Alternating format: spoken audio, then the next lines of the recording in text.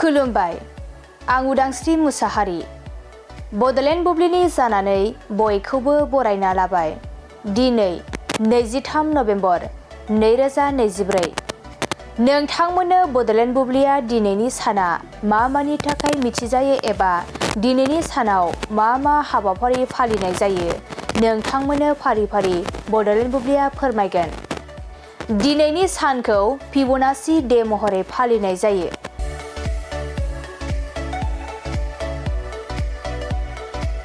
फिबनाची डेखौ बोसोरफ्रोमबो 23 नभेम्बराव फालिनाय जायो।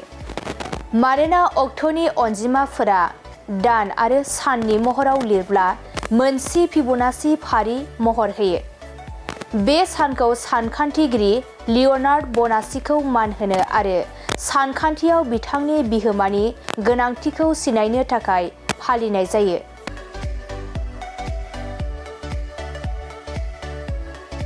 बेनि अनगायैबो दिनैनि सानखौ नेशनेल एडप्शन डे,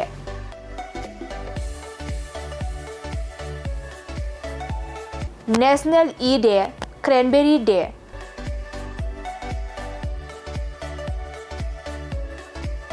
आरो नेशनेल केश्यू डे महरै फालिनाय जायो। नोंथांमोननो बड'लेण्ड बुब्लिया दिनैनि सानाव मा मा हाबाफारिजों मिथिजायो आरो मा मा हाबाफारिखौ फालिनाय जायो फोरमायबाय। गोजोन्थों।